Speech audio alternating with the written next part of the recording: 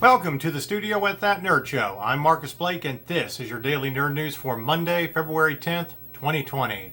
Our top stories of the day take us to the world of film. That's right, it's the Oscars 2020 Roundup. The winners are in, and we're going to let you know who won everything at last night's award show in LA. And even if you've already seen the winners list online, we're going to go ahead and let you know again and talk about the Oscars. So, what came as a shocker? It looks like that Parasite was the big winner of the night. Parasite won Best Picture. It's also the first foreign film with subtitles to ever win Best Picture in the 92-year history of the Oscars. So it's kind of a real coup and incredible achievement from the filmmakers behind Parasite. But yes, it is this year's Best Picture. All right, we're going to start with kind of the smaller awards just to let you know. Anyway, an animated feature film, Toy Story 4 was the big winner. The animated short film, Hair Love, was the big winner on that one. Original screenplay, that was another Oscar that Parasite won. Adapted screenplay was Jojo Rabbit, screenplay by Taika Waititi. And the winner for live action short film, The Neighbor's Window. The winner for production design, Once Upon a Time in Hollywood. And the winner for costume design, Little Women. Winner for documentary feature, it was American Factory, which was a Netflix film. The big winner for the documentary short subject, Learning to Skateboard in a War Zone, if you're a girl. And actor in a supporting role, Brad Pitt won his first Oscar last night for Once Upon a Time in Hollywood. Actress in a supporting role, Laura Dern was the big winner for Marriage Story. Sound editing, Ford vs. Ferrari by Walt Disney was the big winner on that one. The big winner for sound mixing was 1917. And of course, they also won the Oscar for cinematography. Ford vs. Ferrari won the award for film editing.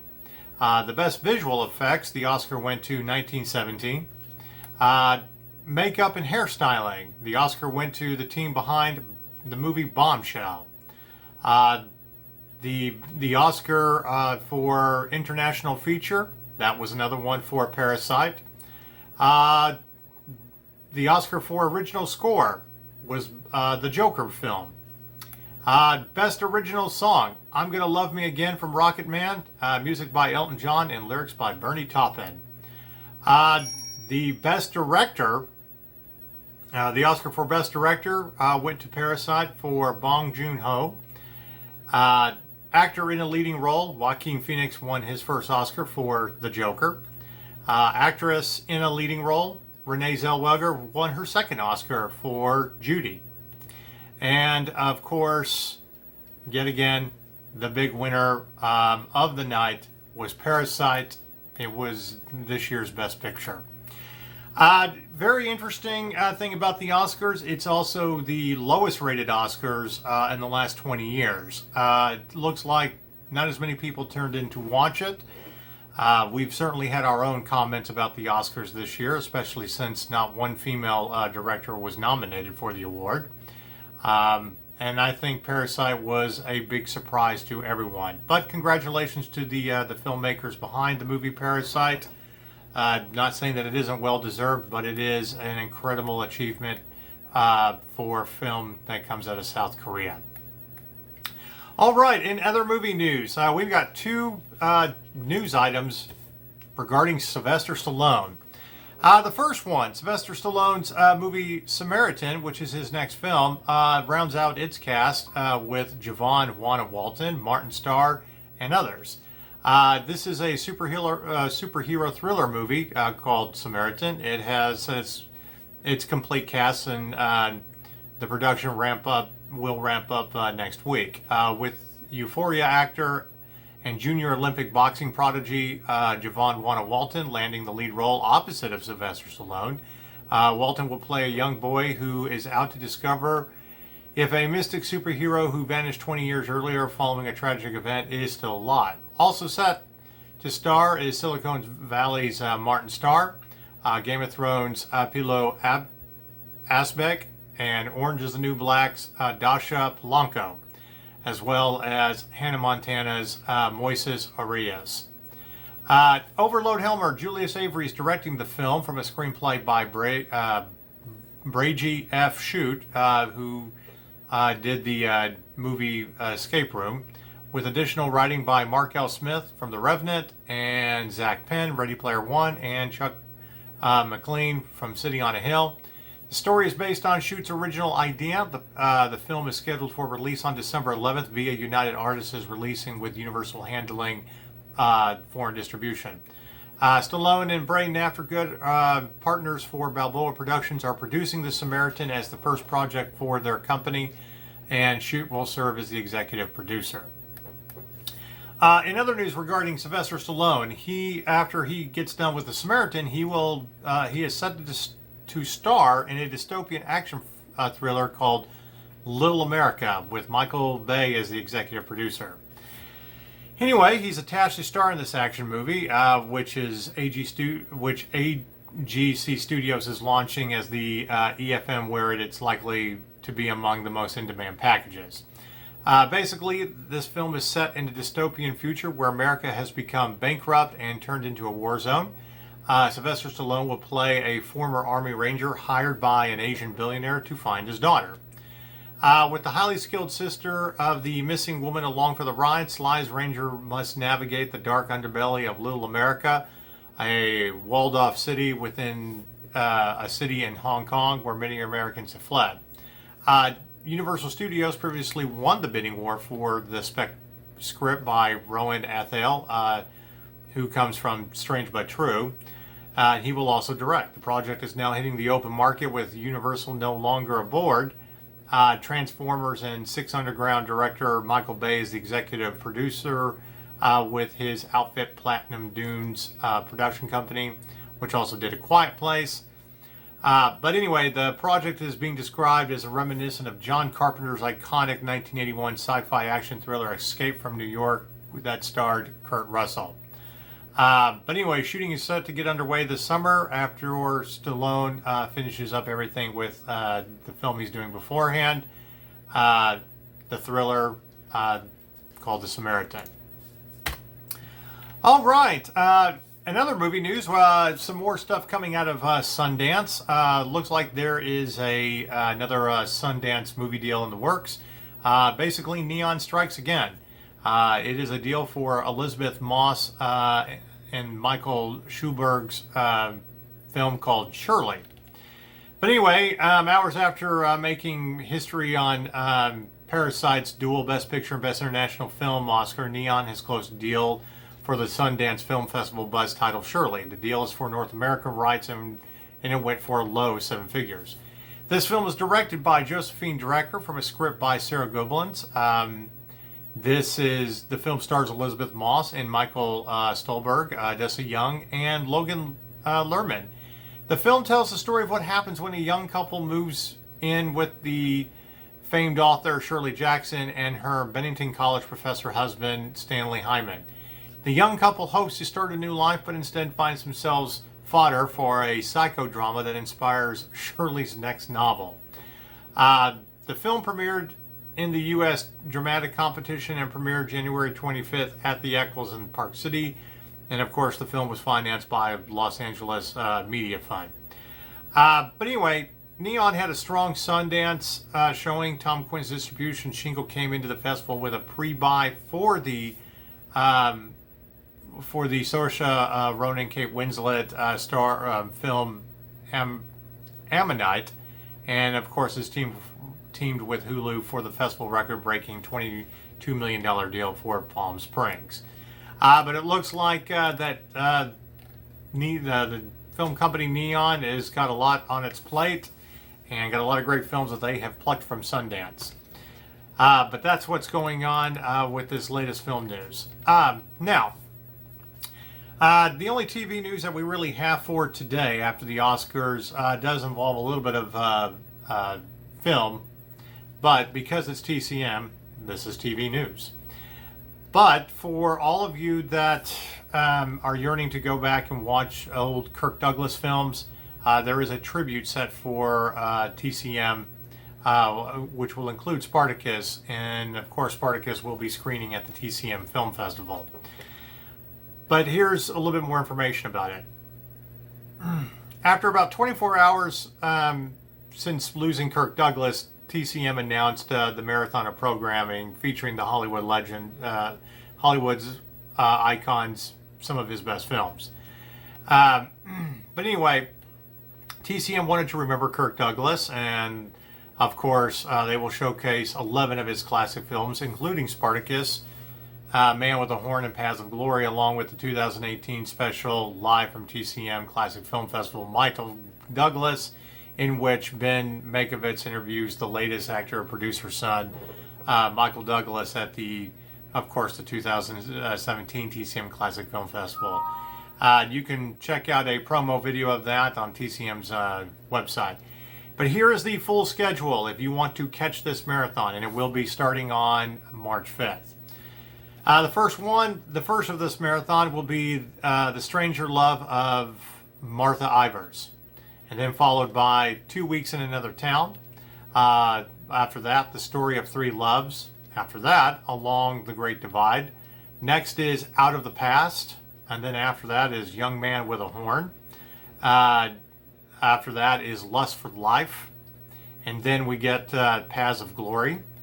And then they will round out the marathon with Spartacus, one of his most iconic film roles, where he played the enslaved gladiator Thracian Spartacus and his rebellion of slaves against the Roman Republic.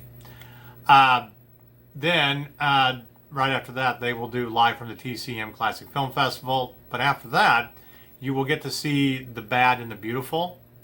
And then they will round out this marathon with 7 Days in May, where he plays an American military officer who discovers his superiors are planning a military coup. So there you go. You got a lot of great films by Kirk Douglas that will be playing on TCM on March 5th around the TCM Classic Film Festival. So check those out, and there's a lot of good ones in there. If you haven't seen some of these films by Kirk Douglas, we strongly encourage you to go back and watch them. These are great choices by TCM. That's what's happening in the world of film and TV this Monday, February 10th.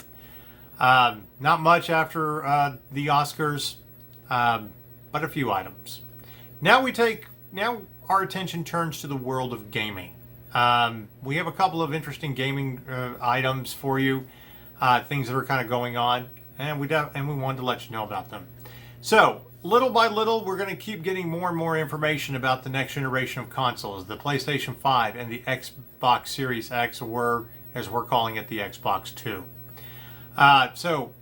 Here's what they said about the Xbox Series. The download sizes could shrink with AI tech that works really, really well. This is what they had to say. As resolutions rise, games get bigger, not in the more to explore sense, but in the more to download sense. New technology in the works at Microsoft could reverse the trend for Xbox Series X. You may not have heard of Microsoft Game Stack before, but it could have a big impact on the way your games work in the next generation. James Gertzman, the general manager of the relatively new Microsoft division, recently spoke with a roundtable of journalists about how his team is working on the next generation.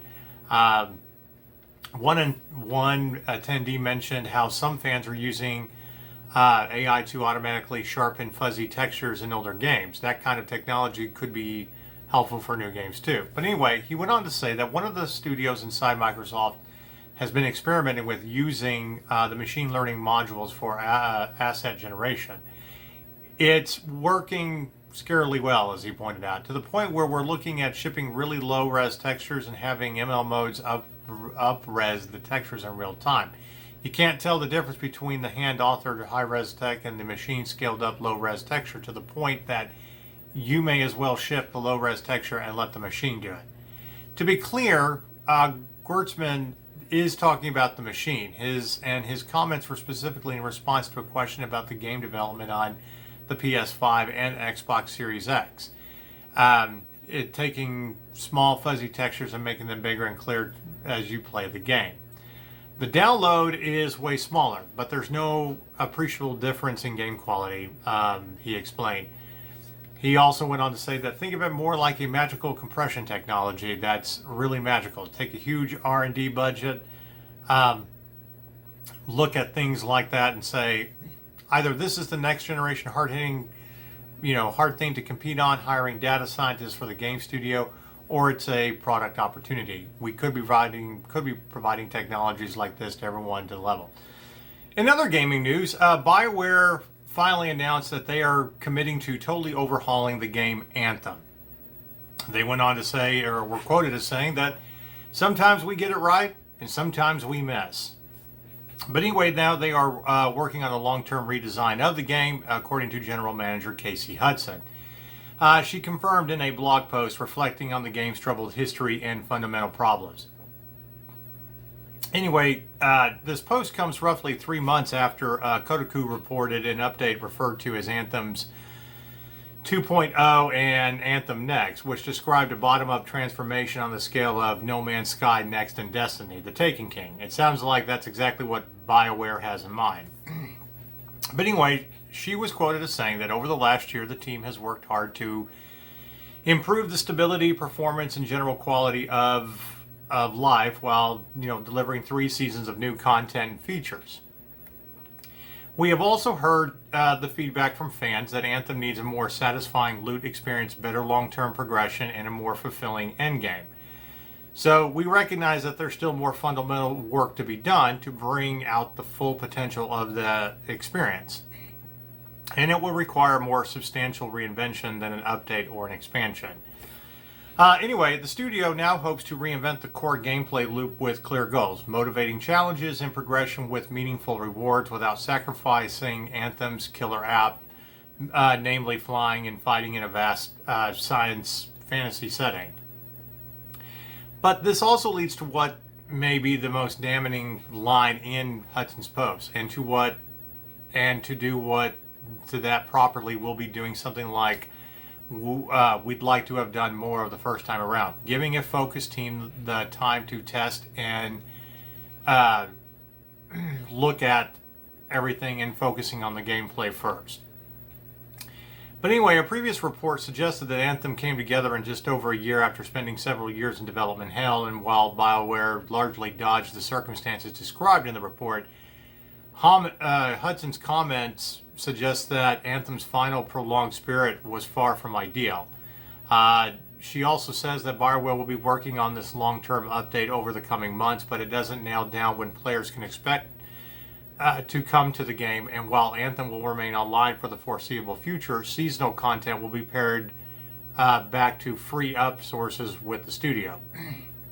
Events and store refreshes will continue, and past seasonal and Cataclysm content will be revisited, but it sounds like the new content will be nearly non-existent. One more quote is, they are creating new worlds and it is central to the studio's mission, but it's not easy. Sometimes we get it right, sometimes we miss. What keeps us going is the support from players like you. Your feedback gives us guidance on how we can improve, and your passion inspires us with the courage to create. She went on to also say that she looks forward to working together with everybody's involvement and feedback towards the best possible future of Anthem. So there you have it. It looks like you're going to get a huge overhaul with the game. Not just a couple of patches to fix things and stuff. So we don't know what that means, if that really is just an overhaul or DLC, or really this is just going to lead to a sequel called Anthem 2. But as soon as we know more, we will let you know more. Especially for us at that nerd show that continue to play this game. And that's what's happening in the world of gaming, TV, and film for Monday, February. And now to our question of the day. Since one of our news items had to deal with Anthem and their plans for a long-term overhaul, I thought it'd be interesting to just ask the question. Should BioWare do a complete overhaul of Anthem, or just make Anthem 2? Because it seems like you're trying to fix a lot of what went wrong, and that's great. You're addressing fans' concerns. But while you're doing that, that means that for those of us that are currently playing the game, it may be very lacking, and you're not giving us a reason to keep coming back to it. A lot of times sequels end up being better than their predecessors because, you know, developers listen to the fans, and of course they were, you know, they listened to the fans. They were able to make improvements to generally make a better sequel. So, is that really what we should do with the game Anthem? Or do you feel like that doing a complete overhaul and kind of going back to the drawing board, you can make this game better than what it was? It's not a bad game. It was our multiplayer of the year. It's a lot of fun to, you know, go into. But yes, there's stuff lacking. It does have problems. Maybe instead of actually doing an Anthem 2, maybe this is their answer, or what should be considered Anthem 2. You know, much like Destiny, where you basically have a whole new game that comes out within your DLC. Maybe that's the cheaper solution. And hey, as a gamer, you know, the gamers at that nerd show, we talk about the value of gaming all the time. That's great if we get kind of a cheaper solution. But if you're going to make us pay for a ridiculously overpriced game that's not going to give us much, then it's not worth going back. So, that's why we asked the question, should BioWare just do a complete overhaul, or just go ahead and start making Anthem 2 and scrap this one? Because that is kind of a catch-22. In a lot of ways, that's what the team behind Destiny did after they did all their big DLCs. They made Destiny 2, and Destiny 2 was not that good compared to its predecessor. So you can shoot yourself in the foot. But at the same time, if you didn't have a great game to begin with and you know what to improve upon, and you know what to give gamers based on their feedback, then yes, overhaul. Give us a really good sequel. The biggest issue that I really have from this is I still like going back into this game every once in a while. We here at that nerd show on our gaming staff, it's still one of the best multiplayers to go in and, you know, game as a team. Are we not going to be able to enjoy that as much now while we're waiting for you to overhaul? Is this going to be a 6-month project, or are you going to be able to completely do it in just a few months? There's a lot of what ifs. And a lot of what ifs don't always give us the best kind of game or the best value when it comes to gaming. It's nice that you admit that sometimes you get it right and sometimes you miss. I don't know if Anthem was a complete miss, but, you know, it definitely wasn't a perfect game. But the concept is there. Really great concept. It's a lot of fun. So, you know, I don't know what the true answer is. I'd like to see an Anthem 2, but I'd also like to see the very best that we can get out of this game. So if you're going to give me a cheaper solution by completely overhauling and fixing some of the issues, then I say let's do that. But allow me to still be able to play this game while you're doing it. And don't let your game become a debacle like Fallout 76. That's our question of the day, and we'd love to hear from you on Twitter. Let us know, should BioWare do a complete overhaul Anthem, or just go ahead and make Anthem 2? You can tweet us out at that nerd show. Before we go, we want to remind everybody that you can help support our shows on YouTube and the news by going to mynerdswag.com. Check out some of our nerdy, you know, classic retro t-shirts. You can even get yourself a Baby Yoda t-shirt. We're one of the few that actually has a Baby Yoda t-shirt at that nerd show. Anything that you can do, we truly appreciate, so we can keep giving you nerd news and great discussion questions like we just did. So, thank you for watching. I'm Marcus Blake with That Nerd Show, and this has been your daily nerd news for February 10th, 2020. Until the next time, goodbye.